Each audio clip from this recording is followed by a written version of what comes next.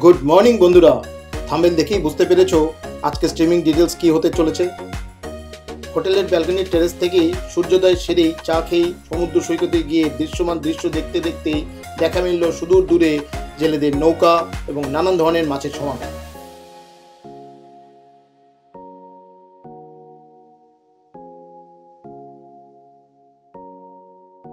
কত রকমেরই না মাছ, শঙ্খ থেকে চিংড়ি, জেলি থেকে কাঁকড়া, আরো নানান সামুদ্রিক মাছ।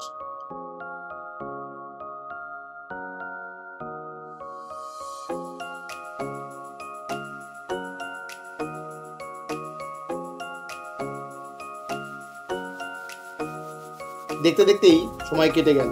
এবার পালা ব্রেকফাস্ট করেই শেষের দিনে সমুদ্রে স্নান করে বেরিয়ে পড়লাম সকালের কিছু কাজে।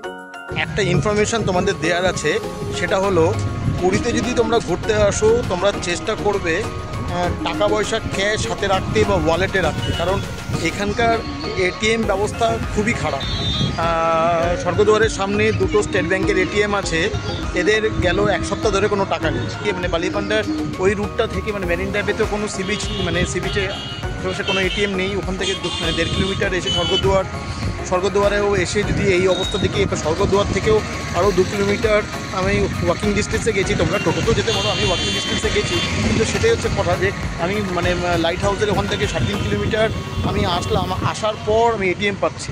তাই তোমাদেরকে বলবো, তোমরা যদি পুরী ঘুরতে আসো এটা চেষ্টা করবে তোমাদের ওয়ালেটে এবং তোমাদের মানি ব্যাগে জেনে মানে টাকা নিয়ে এসো, নাহলে কিন্তু খুব প্রবলেম হতে পারে। যে হঠাৎ করে 1-2 হাজার টাকা দরকার বা অল্প কিছু টাকা দরকার আছে, তাহলে কিন্তু এখানে ওঠানো খুব মুশকিল। প্রায় দিনে নাকি এখানে এটিএমে ক্যাশ থাকে না, এবং স্টেট ব্যাংকের ATM plus technically fault, UCO ব্যাংকের টেকনিক্যালি ফল্ট, তারপরে দেখা যায় যে তোমার ICICI bank, Axis bank technically fault.